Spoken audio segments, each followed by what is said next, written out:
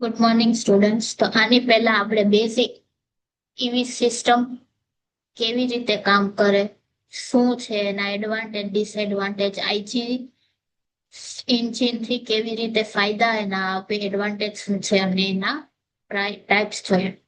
આજે આપણે જોશું આર્કિટેક્ચર ઇલેક્ટ્રિક વેહિકલનું. તો શું હોય કે ચાર્જિંગ સ્ટેશનથી બેટરીને આપણે ચાર્જ કર્યું, એ બેટરી સ્ટોર કરશે. બેટરી શું કરશે? સ્ટોર કરશે. હવે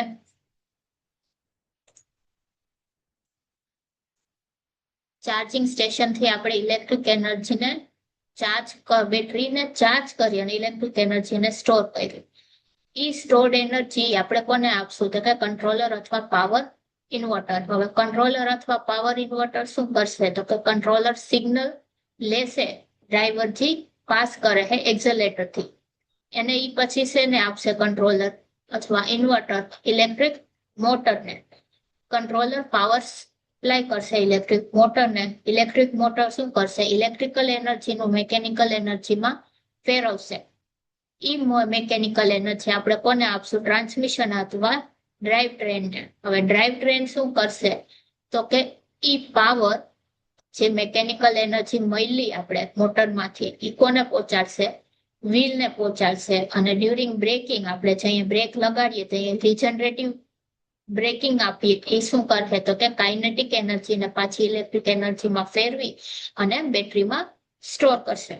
આ એનું બેઝિક આર્કિટેક્ચર થયું ઈવી સિસ્ટમ. હવે એના મેઇન ટાઈપ્સ જોઈએ તો કે બેટરી પેક. તો કે બેટરી પેક શું છે? તો કે બેટરી છે મેઇન એનર્જીને સ્ટોર કરવા માટે.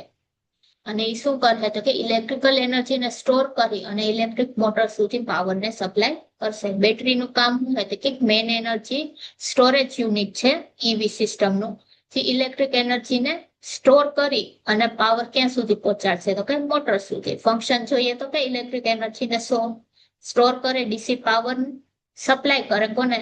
કંટ્રોલર સુધી. અને ડિટરમાઇન કરે કે વેહિકલની ડ્રાઇવિંગ રેન્જ કેટલી છે.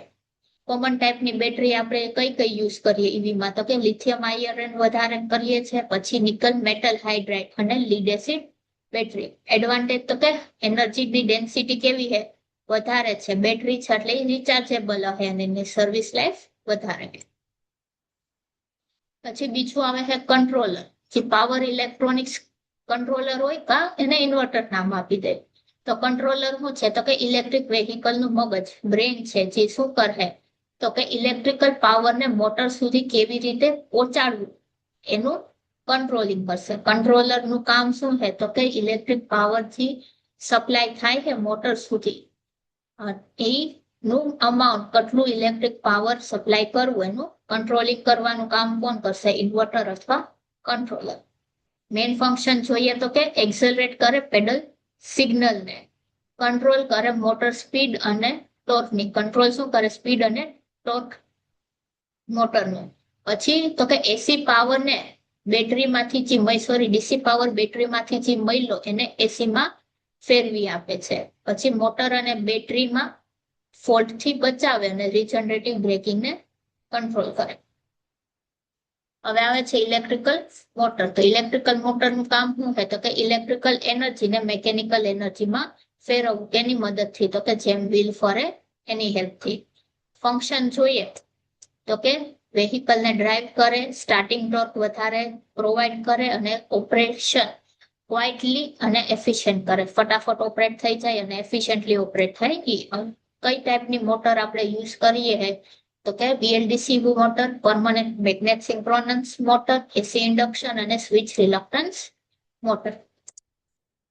પછી આવે છે ટ્રાન્સમિશન, ડ્રાઈવ ટ્રેન અથવા ટ્રાન્સમિશન. તો ડ્રાઈવ ટ્રેનનું કામ આપણે જોયું કે મેકેનિકલ પાવરને ઇલેક્ટ્રિકલ મોટરથી વ્હીલ સુધી કેવી રીતે પહોંચાડવું, એ કામ કોનું છે? Drive train. એમાં કયા કયા કોમ્પોનેન્ટ આવે? તો કે રિડક્શન ગેર આવે, ડિફરન્શિયલ ડ્રાઈવ સ્ટાફ અને એક્સિસ. ફંક્શન જોઈએ તો કે મોટરની સ્પીડ ઓછી કરે, વ્હીલનો ટોર્ક વધારે અને પાવર સ્મૂથલી પૈડા સુધી પહોંચાડવાનું કામ કરે.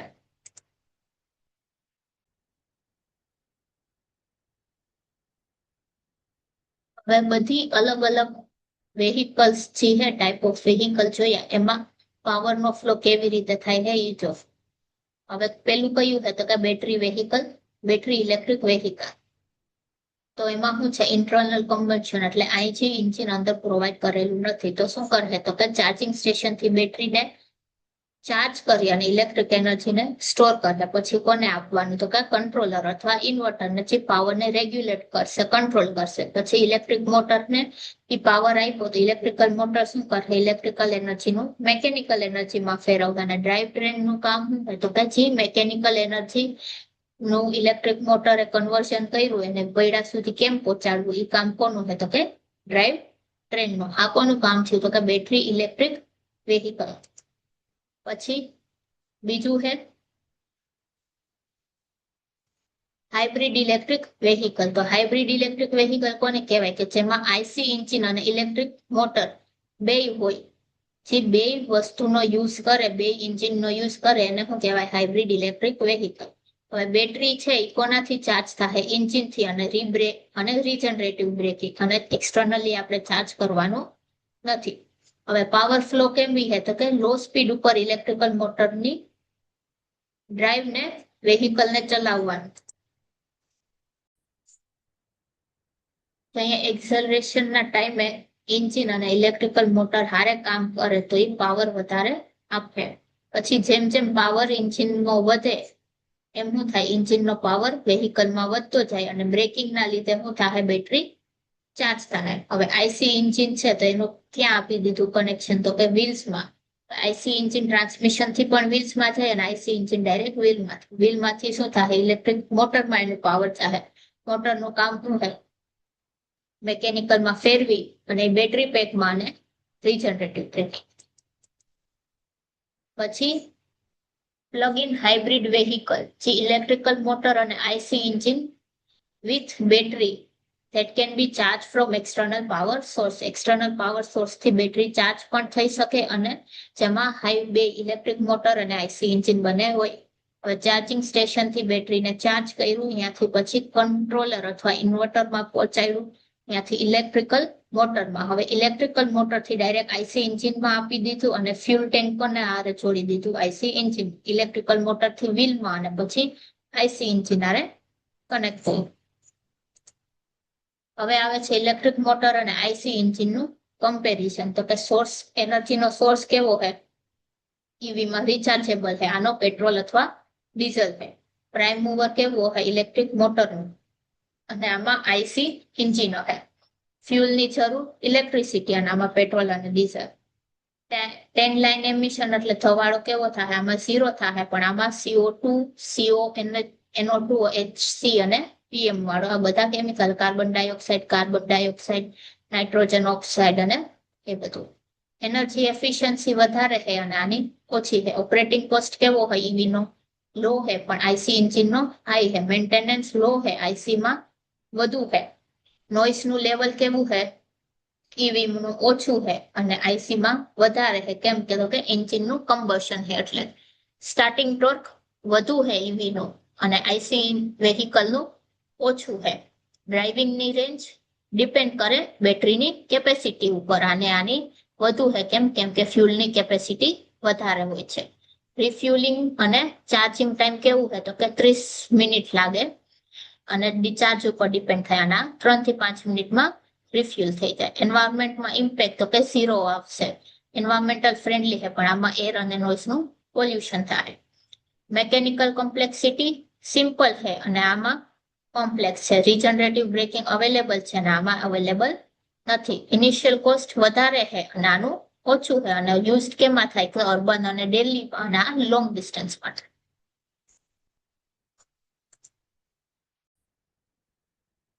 આ એનું કમ્પેરિઝન છે.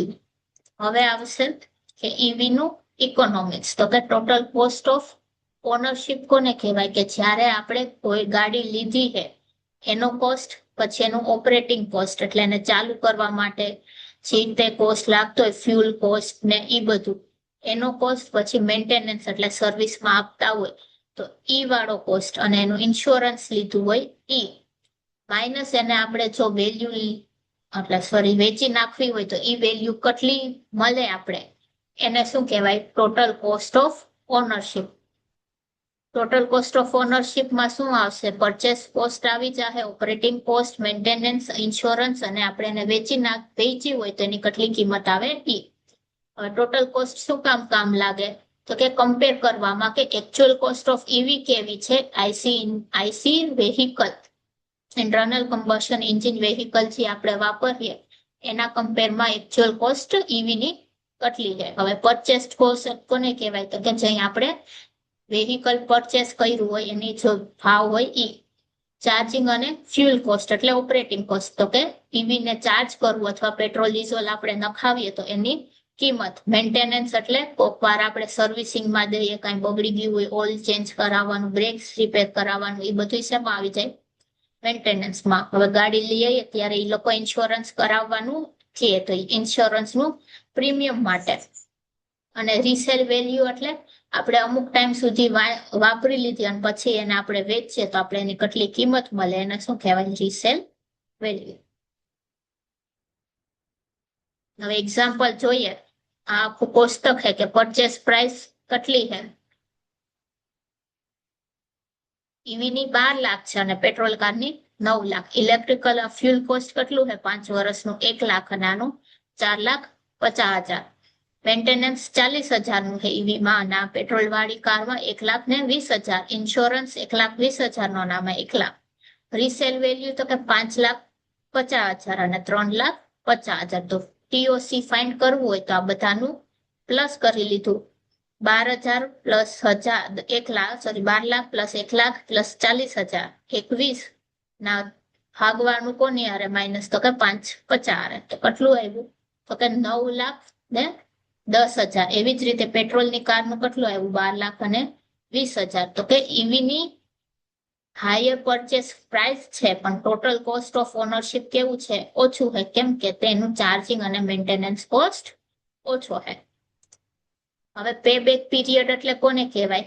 તો કે જે તે ઇન્વેસ્ટમેન્ટ આપણે કર્યું ઈવીમાં એની થ્રુ સેવિંગ ઇન ફ્યુલ અને મેન્ટેનન્સ એને આપણે કેટલા ટાઈમમાં પાછું રિકવર કરી શકીએ એને શું કહેવાય? Pay back period. Pay back period બરાબર કે ઇનિશિયલી આપણે સ્ટાર્ટિંગમાં કેટલું ઇન્વેસ્ટમેન્ટ કર્યું અને છેદમાં કેટલું સેવિંગ આવ્યું એને શું કહેવાય? Pay back period. તો શું છે? એક્સ્ટ્રા ઇનિશિયલ ઇન્વેસ્ટમેન્ટ એટલે શું થાય?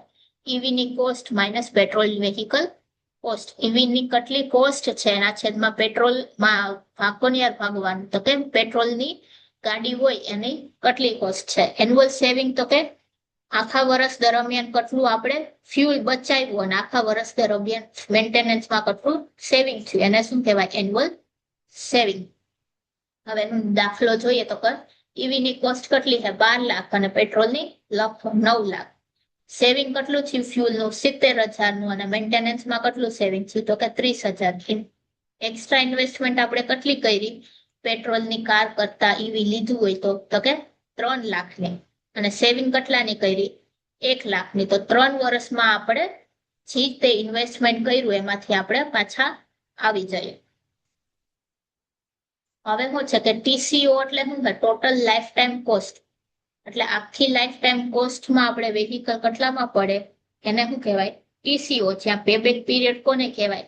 કે એક્સ્ટ્રા ઇન્વેસ્ટમેન્ટ આપણે જે ઈવી ઉપર કરી એને કેટલો ટાઈમ લાગશે એનાથી રિકવર થવા માટે.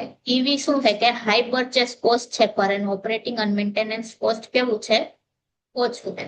તો આજે આપણે અહીંયા સુધી રાખીએ. આપણા જે flow diagram, basic architecture EV નું અને ટીસીઓ અને પે બેક પીરિયડ કોને કહેવાય એ જોયું. નેક્સ્ટ લેક્ચરમાં આપણે ડ્રાઈવ સાયકલ ને એ બધું જોશું. Thank you.